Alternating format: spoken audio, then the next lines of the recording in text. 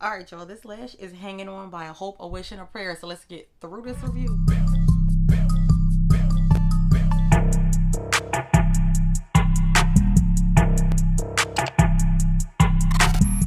Alright guys, so welcome to my review or recap of Love After Lockup, Life After Lockup. This is season 3, episode 31, and the title of the episode is It's Toe or Never. So we're gonna start out with Britney and Marcelino, and I love this couple, but they starting to get on my nerves a little bit just because every single episode is something so deep going on. I come to Love After Lockup for mess. I come to Love After Lockup for nonsense. I don't want to think. I don't want my heart to be involved. And they're pulling on my heartstrings a little bit too much with this storyline with Britney and her mom and the grandma. It's too much. Like every episode, I'm like, oh, Britney, that's crazy. I'm sorry you went through that. Next episode, I'm like, what? You went through that too? Oh my God, it's just, I can't keep up. My emotions are invested and I don't like it. I would say I don't want them on the show, but I really like Britney and Marcelino. It took me, the fact that I can even say I like Marcelino because the first season that we saw him, I could not stand him. I thought he was controlling. I thought he was awful. But he has turned out to be the best partner for someone like Britney. He is an amazing father from what we see. The kids, Gio, who is his adopted son, loves him.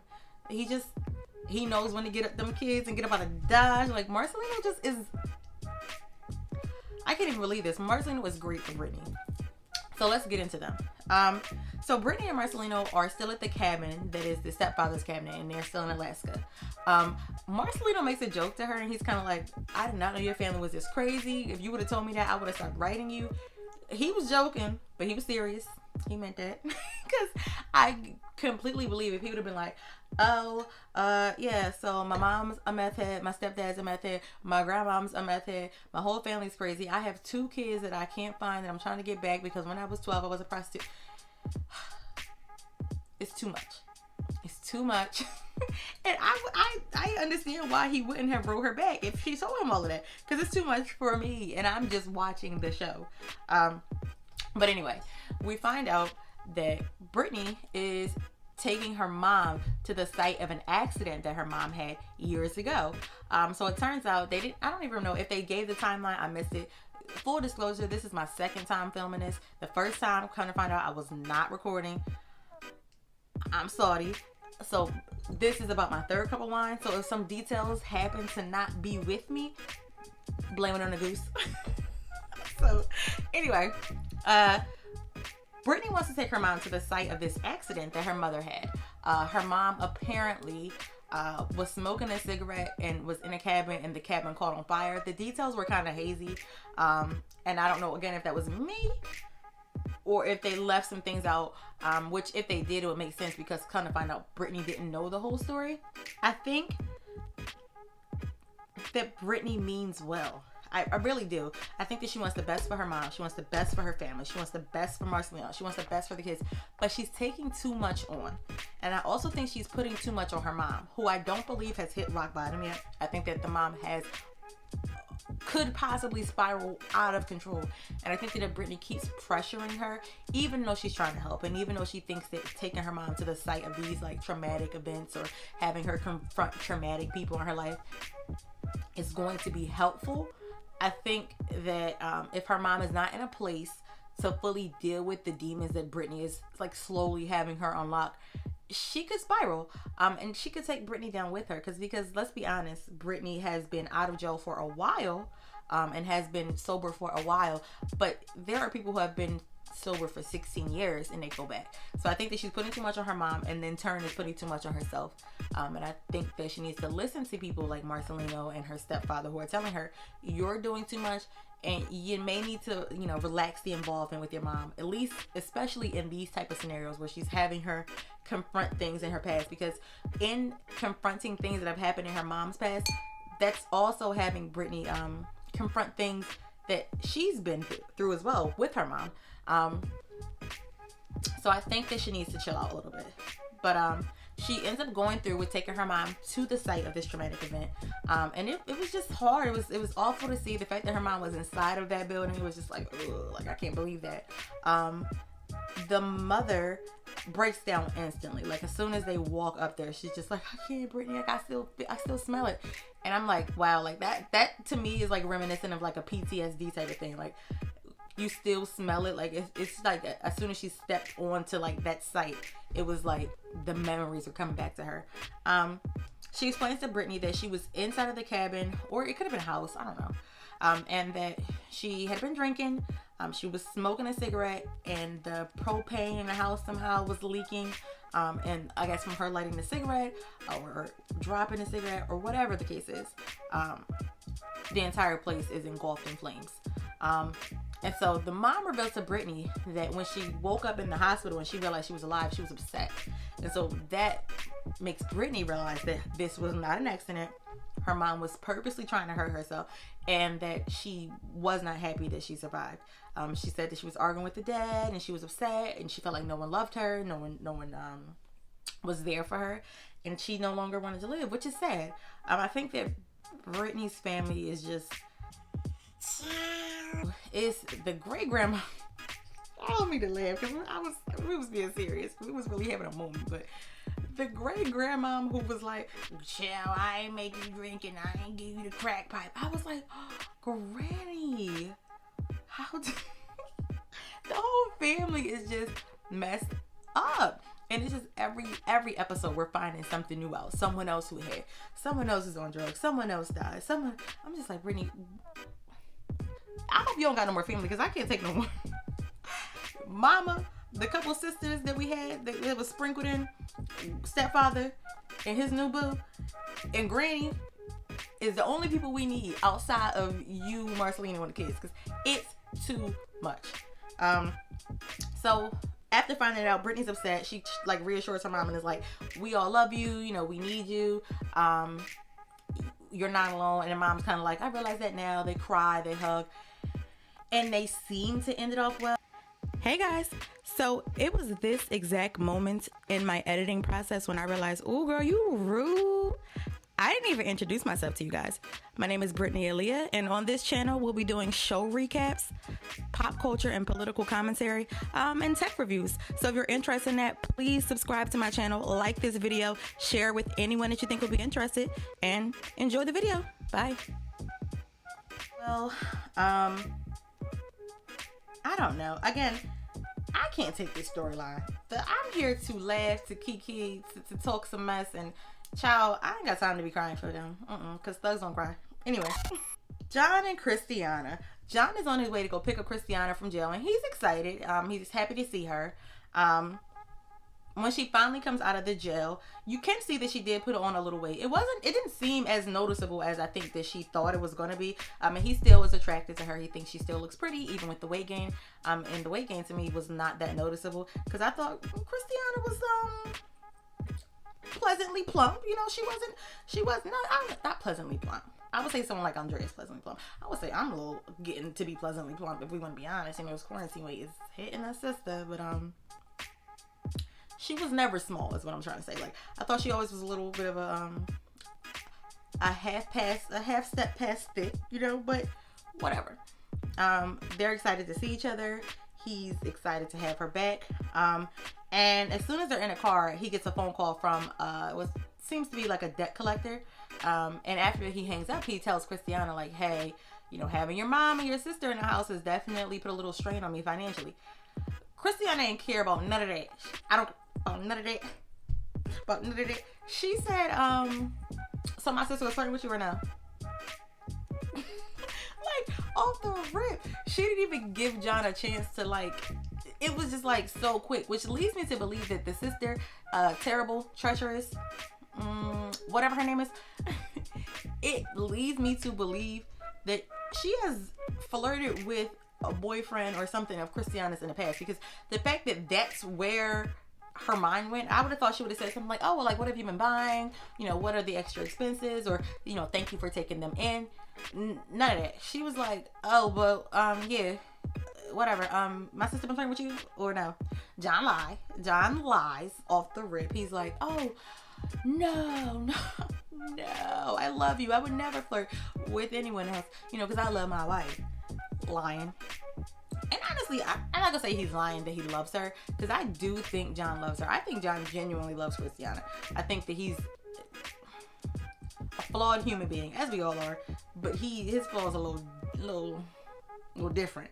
But I think he does love Kristianna genuinely. You can see that in him taking in her family. You can see that in him going to find her that night when she was strung out. You can see that in him taking her back to jail and picking her up, and John says he loves Kristianna, and he shows it.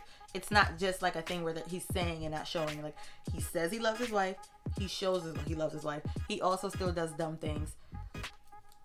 But I mean, look at John. Like, that was shady. I didn't mean it to be as shady as it was, but I mean, anyway. He picks her up, and she says what she says about the sister. He says no. And then after that, they kind of start talking about how she can't wait to pull on his pigtails. John's hair is so greasy. Those pigtails, there's a lot of space between those pigtails. I'm just saying, a lot of space between those pigtails, and the pigtails are greasy. They are very spaced out and slick. Girl, you pull on one of them pigtails, your hand's gonna be greasy, and you're liable to pull one out. Relax. The amount of sebum that I can't believe she said that. She just, I just think that, like I said, I think Kristianna is grateful for the support that John has offered to her in her time of need and her family. I think that she's more in love with the support, or maybe through the support and that he has given her, she's starting to fall in love with him. But I think she's just appreciative of the support. And I say, Kristianna, if I was you, I would stay there, get my life together a little bit, get mama together. Mama look like she getting some type of check. I don't know if it's SSI, I don't know, but mama look like she getting a check from somewhere. Mama gives me like she's she's done a welfare scam or two in her life. It's okay. She gives me that. Somebody got a check coming in. Y'all stack those. Spend John money while you're there. Stack those little checks you're getting, because I know it's a check coming in. And then eventually you leave, because John, bless his heart. He was nice to you. He did a lot of things for you, but I don't think you should be with him forever, because I just feel like this situation with the sister, and the fact that John has never been faithful to a partner, I think that it's liable to get Kristianna mixed back up in some nonsense, and I don't want that for her. I really want Kristianna to do well, and I think that although John means well, John loves her, I think that John has the capacity to push her to get back out there. And not that it would be his fault, because she's an adult, and ultimately whatever decision she makes will be on her. I just think that he could be triggering even without trying to be. He makes her go get a COVID test, which to me was interesting, because maybe I missed it, because again, wine, refilming, I watched the episode while I was doing something else. When she got out of jail, I don't remember a mask. When he was driving her to the testing site, I didn't see a mask. At this point, everybody up on the res has COVID. If she had it, because she been rolling around with you without a mask since she got out of jail. You didn't have a mask, she didn't have a mask, no one had a mask. It was just weird to me, but I mean, I guess precautions, I don't know. She didn't have COVID. I guess they did a rapid test on her. And then afterwards, they go into the woods and they just like are all over each other, and they get it on. And then like, ugh. It reminded me of that girl who had, the boots that was made for walking, and she had the meth head boyfriend.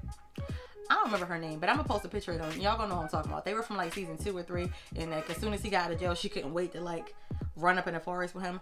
Weird. But what do we expect from John and Kristianna? The two of them got married on a truck after she got out of prison, so my hopes were already low. Moving on. Andrea and Lamar. Not much really happened with Andrea and Lamar. We didn't get a lot of our favorite ratchet Mormon this episode. But Andrea is getting ready for a date with Lamar that she doesn't want to go on. She says that whenever Andrea... Oh, child, I don't even know. Now be calling Lamar Andrea and Andrea Lamar. And not like this is going to help, but I just want an excuse. She said that whenever she goes on a date with Lamar, they argue. I think that that is completely Andrea's fault, because Andrea will argue with Lamar over the way that he breathes, the way that he looks, the way that he speaks. There is nothing that Lamar can do that Andrea will not argue with him about. So I completely believe that anytime they go out, they argue, and I believe it's Andrea's fault. She also said she doesn't like the dates that Lamar plans. She said he doesn't know how to plan a date, which I can see, because I hate, my biggest pet peeve is when a man's like, oh, you want to go out? I want to take you out. I want to show you a good time. And then you're like, okay, sure. What are we doing? He's like, well, what you want to do? I'm like, you asked me out. Plan. Thank you. So I can see that too, because men are not typically good at that unless they're good at that.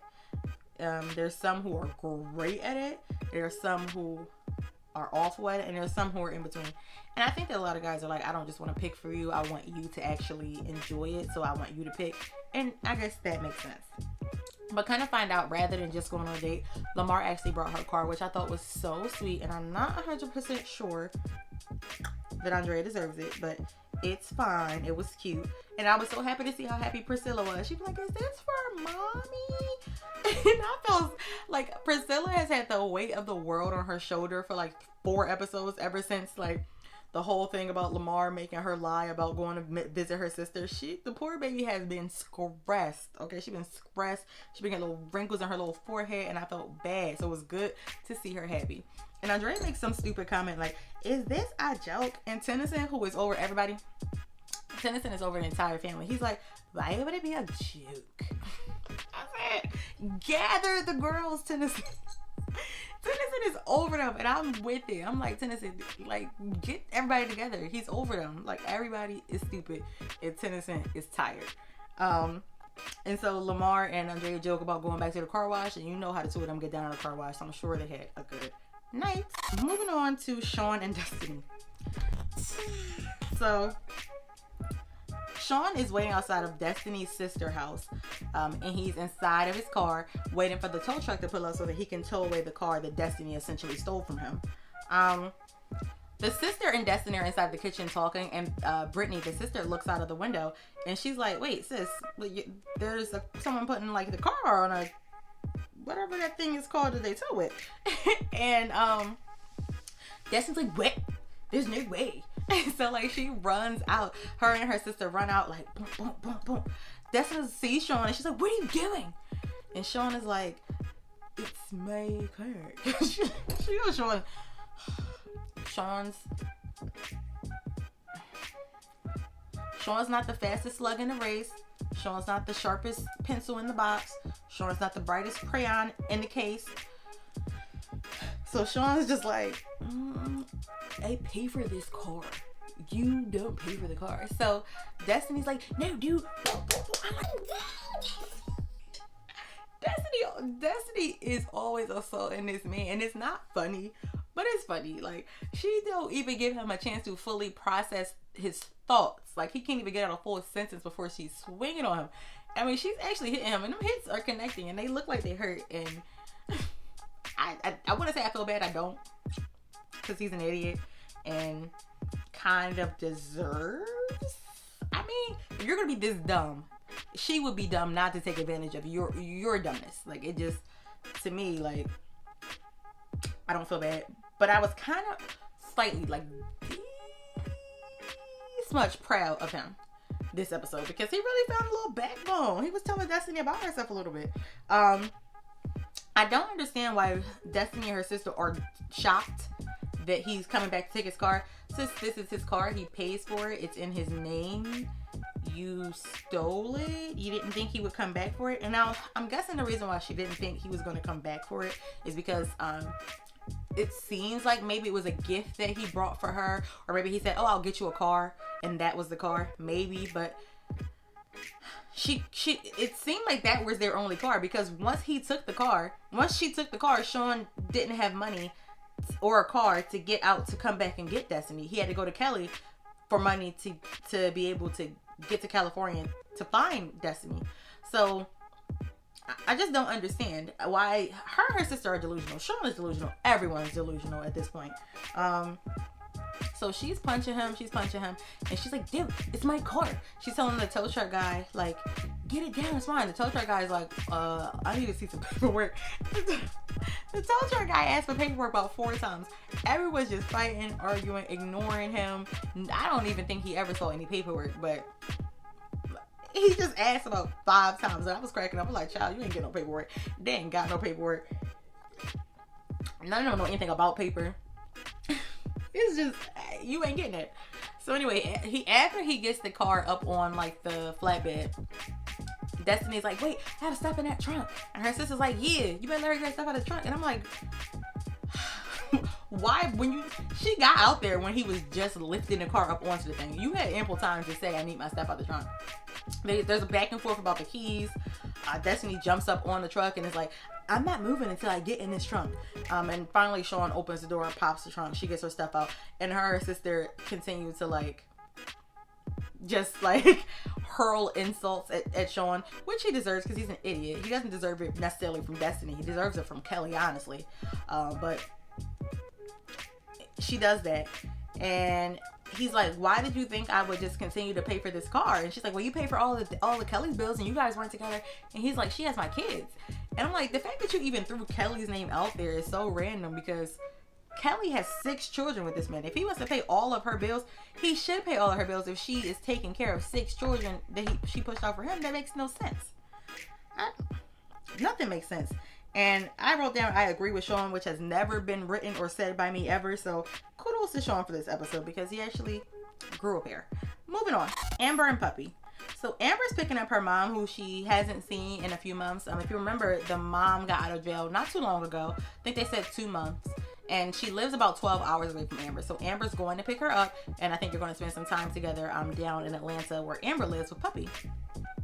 So in the car, the mom is like, oh, how you been? How's everything? How's Puppy? And Amber automatically is like, Puppy? Why would you ask me about Puppy? And I'm like, Amber, you know your mom lived in jail with you and Puppy. She knows that you call Puppy wifey. She has probably seen you flirting with Puppy, laid up with Puppy.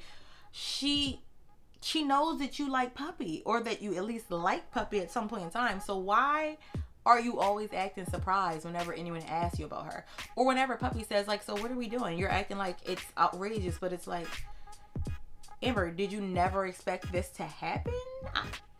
I don't get it. So she tells mom, she says that she feels pressured about Puppy. Amber says that. And then she reveals to her mom that she actually has someone else that she's been dating. And mom's like, who? And Amber has an ex-boyfriend named Sam, who they dated for 4 years. From what the mother is saying, it seems like a very like tumultuous relationship that was quite toxic, and I don't think Amber needs to be in, because everyone in her life is into something like felonious, and I feel like it's eventually going to lead to Amber getting back into that lifestyle. His boyfriend was a drug dealer, Puppy was a drug dealer, Amber was a drug dealer, mom's a drug dealer. Amber is like not trying to go back to jail. Every episode she makes a stance on, I'm not going back to jail. So if you want to do that, you can do it. I'm not, because it's going to take me back to jail. If you do that and you end up back in jail, I'm not going. Amber does not want to go back to jail. So the fact that I feel like Puppy, she kind of has to be around because she's finessing Puppy for a place to stay. So she needs to stay at Puppy's mom's house. So I can see why she wants to keep in contact with Puppy. Her mother is her mother, so I see why she wants to keep her in her life. But this ex-boyfriend who you're bringing back into your life, who also was in that same lifestyle and is in jail, it doesn't make sense. And she tells her mom, I feel like he's changed and he's the man I want him to be, and he's not doing anything he's not supposed to do anymore. And the mom's like, he's in jail. And mom knows game. Game peaks game. Mom was a scammer. You're a scammer too, Amber, to be honest. Puppy was a scammer. She knows what she's talking about because she's done it herself. She just knows. She knows that he's probably going to come out and do the same thing. And she doesn't want that for Amber. I don't think any mother would. Meanwhile, Puppy is starting a job. She has a part-time job cleaning up houses. She got this job because another ex-inmate that they were friends with helped her get the job. And the job is cleaning up the house, like I said. So she's at someone's home, and the woman tells her straight up, girl, don't touch nothing, because she already knows Puppy's nonsense. She's like, you're just here to clean. Don't touch nothing. And because they know each other from jail, she's like venting to her a little bit about Amber. And homegirl, sis could care less. She was like, yeah, but you gotta wait home because I'm leaving. So she did not care. And it was so funny to me. I'm like, girl, oh, Puppy the name Puppy suits her because I know that she was a drug dealer. So please, I know that she's not like angelic or doesn't, you know, or without like her faults. But she just has like a naivete about her. Like she just seems so like vulnerable and weak and just like, I don't know. It's something about her that I'm just like, girl, stand up for yourself. You're bad. Amber will be lucky to have you. And if she doesn't want you, find someone else. Because you look great, puppy. You look better than Amber. And I mean, I don't think Amber's an ugly girl by any means. But you should not be like begging to be with Amber. Amber should be trying to be with you, honestly.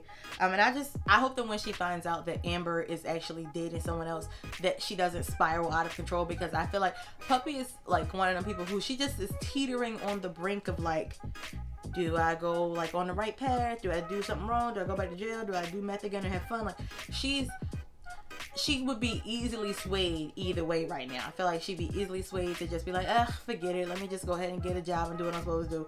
Or, forget it. I'm going back to drugs. I'm going back to jail. Like, either way. Like, I feel like she could be, like, influenced to do either one.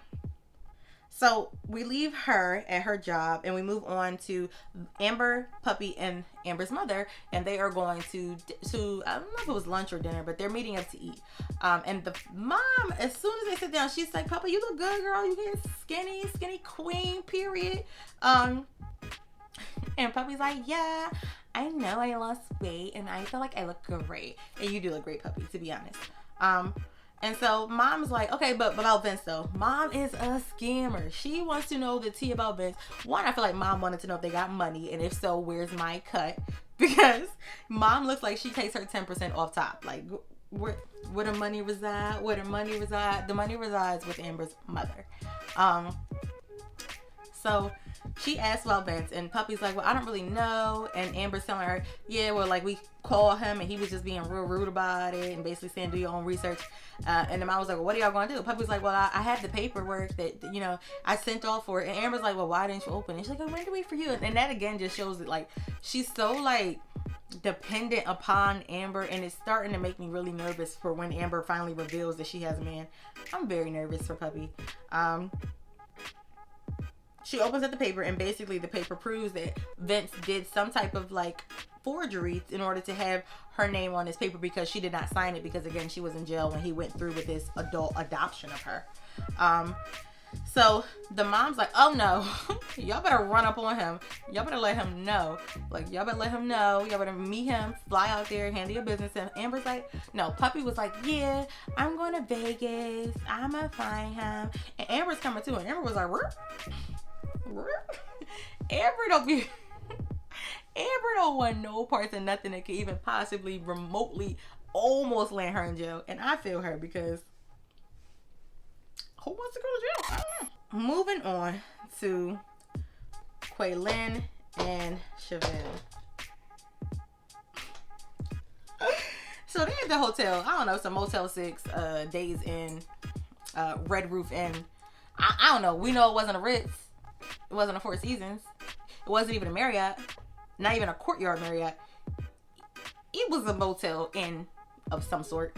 And Shavel is talking to Quaylon about their relationship and how she wants to take baby steps with him, which I kind of was like, girl, you already got a ring. What's up with baby steps now? But then I had to like step back a little bit, and I actually was proud of Shavel, because I like the fact that she decided to set some boundaries and some ground rules and like really tell Quaylon, this is what I need. If you can do that, great. If not, then you're out of here.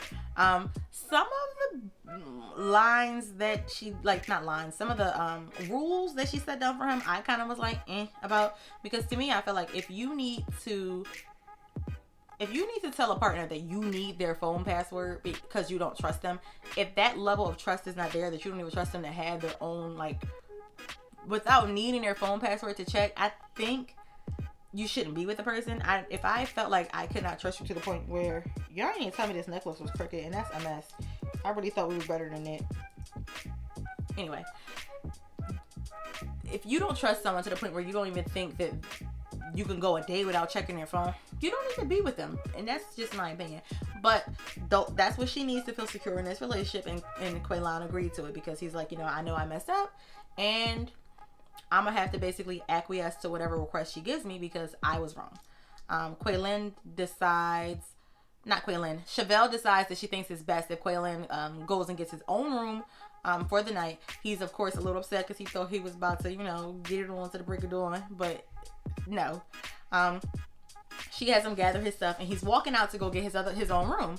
And so as soon as he walks out, cousin DMark, who DMark kind of cute. I mean, in a Ninja Turtle-y kind of way, if you squint your eyes, you know, he kind of look like a buff version of Soulja Boy, but cute. You know, by way of a Ninja Turtle. I know it don't sound cute. I know not that I'm saying it sound cute, but DMark kind of cute. Kind of cute. Anyway, so DMark's standing outside, like seemingly just like stalking the room. I feel like he was like outside the door with like a plastic cup, trying to listen to what Shavel and Quaylon was talking about, and then like he ran away from the door really quick when Quaylon started walking out. But anyway, he's sitting out there and he like, yeah, I don't understand all this. And Quaylon like, bro, ain't nothing to understand. And DMark is kind of like, yeah, like, what's up? Like, what's up with you and my cousin? Like, he like, that's wife though, that's my wife. Quaylon like, that's my wife. Ask her, I put a ring on it. Real romantic. He like, boy, you don't even know nothing about romance. He's like, how you know? He's like, you've been in jail since you was like 12. He's like, yeah. He was like, you been in jail for 12 years. He like, yeah, life happened before jail. He said, bro, you was like 12. What you talking about? So I don't know how they go on and on arguing. I couldn't even keep up with the argument because I'm too busy laughing because I think the two of them, they just had me laughing the whole time. So eventually Quaylon pushes Quaylon starts walking up on DMark and DMark's like, yo, chill, back up. Quaylon is still moving forward and eventually he pushes DMark. I don't know why he did it. I don't know why he did that because Quaylon is this big. Quaylon is as skinny as the tripod hanging up, holding up my LED light right now. He is this big. So he pushes DMark and DMark kind of like, oh, child, DMark push up. Quaylon flew across the room. Quaylon flew, like I'm like, oh, now Quaylon. Child, we still don't know his name for real, because mama call him Quaylon, Shavel call him Quaylon, sister call him Quaylon, someone else call him Quaylon. I'm like, girl, what's his name? I don't know. But they go from like tussling back and forth with the little like pushes. They was doing a little Jason Derulo tussle, and then all of a sudden they just really start kind of like fighting. So Shavel come out and, you know, Miss Yellowbone. If you don't know, Shavel used to be a rapper and she went by the moniker of Yellowbone. And if you want to laugh, please look up Yellowbone Shavel or Shavel Yellowbone rap. Hilarious. I can't take Shavel serious. I've never been able to take Shavel serious. I think it's because I watched that video like when the show first started and someone said she used to be a rapper. I watched that video and now I can't take her serious. Nothing she does or says can be taken serious by me. I just laugh. I think I just see her yellowboning it up and I'm like, Shavel, yellowbone sail, girl. Sail. But anyway, she comes out and she like, no, cut the cameras. This is a mess. Y'all too big for this. Quaylon, get in the room. Quaylon. And she drags Quaylon in a room. And then DMark, I don't know what happened to DMark. DMark just disappeared. Shavel and Quaylon are a joy to watch on here. I think that they sometimes like really bring the like mess that I'm looking for, especially when Britney and her family are like making this episode all heavy. It's like I could count on Shavel and Quaylon to give me some nonsense, some mess, some ratchetry. It really lifts my spirits personally. And I did not think they were going to give much of anything when I saw that they were going to be on Life After Lockup. I kind of was like, child, y'all giving Yellowbone a second season? Why? But I ain't gonna hate, sis.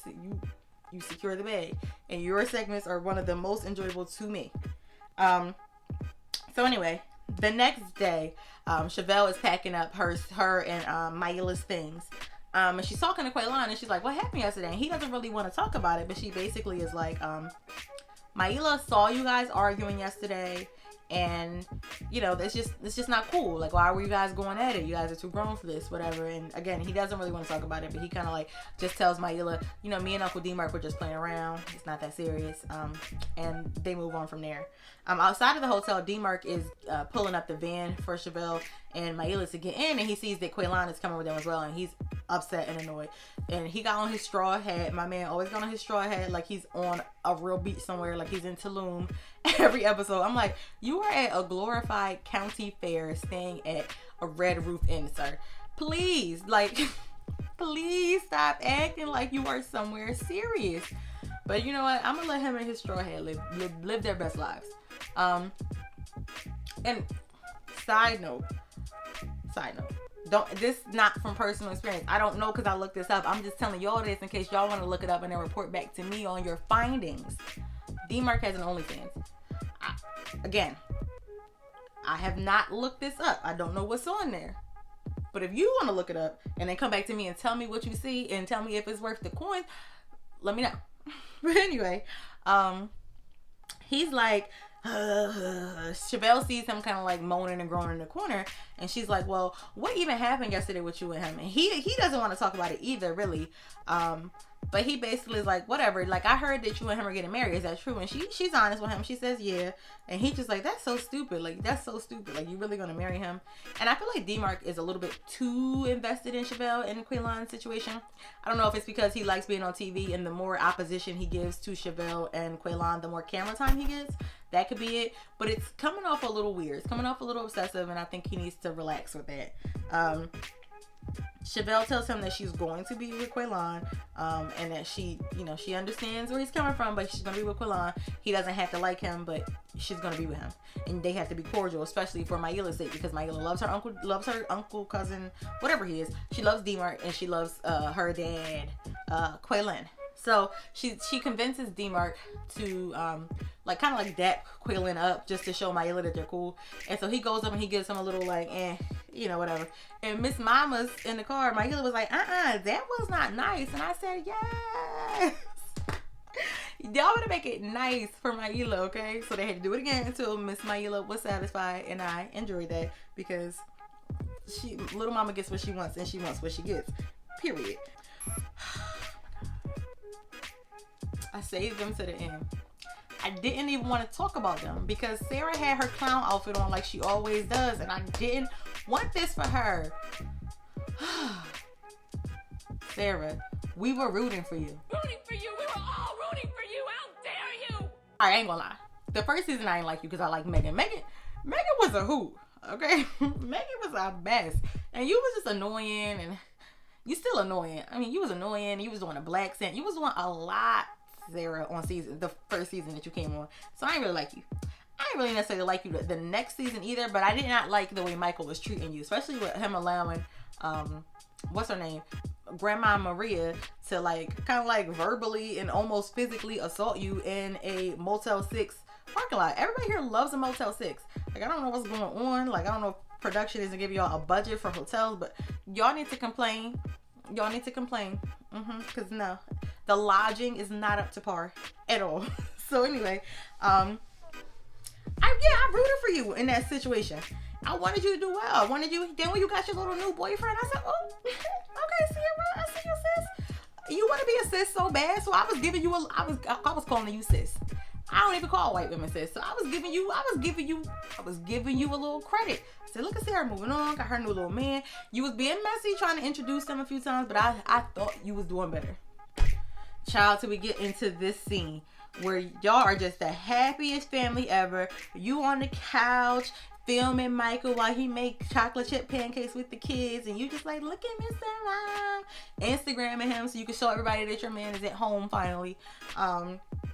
And he's up there with the pancakes, telling little Aviana to smash the chocolate chips in the pancakes, and Sarah's like, "Daddy know how to smash," and he like, "Hey, yeah," and I'm like, Michael looks like Randall Boggs. If you've ever seen Monsters Inc., you know the villain Randall. He looks just like him, and it can't be that good. Can it be that good?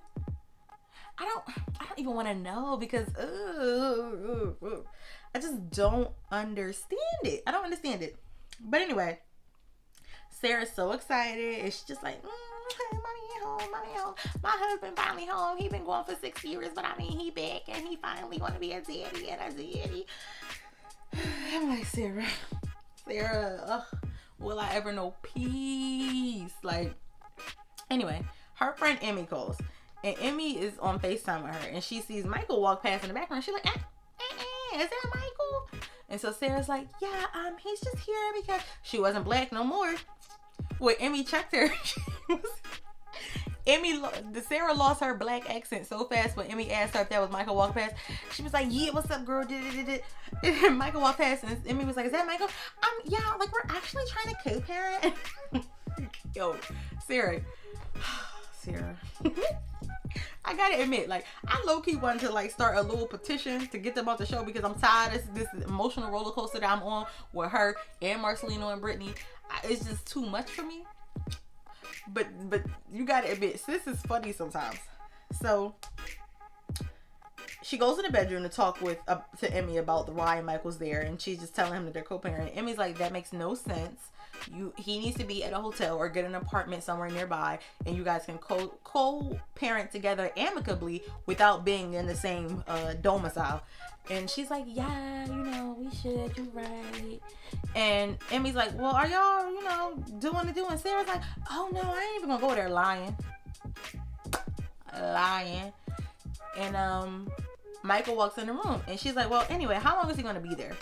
And Sarah turns to Michael and said, how long you staying? He's like, I'm not answering to her. And I agree with Michael in that moment. At the end of the day, throughout all the mess, throughout all the women, throughout all the stuff that's going on, that is her husband.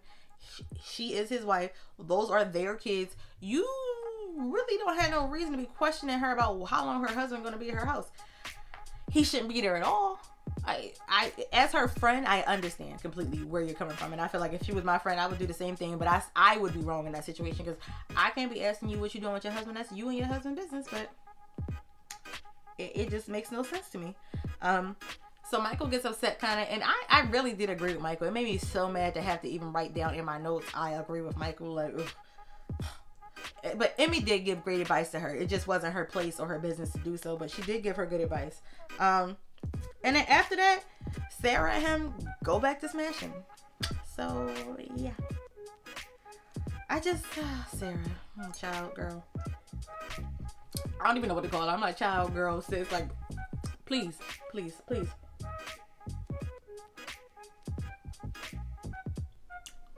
Anyway, yeah. That was Love After Lockup, Life After Lockup, Season 3, Episode 31. It's Toe or Never. I'll see you guys in the next review. Bye.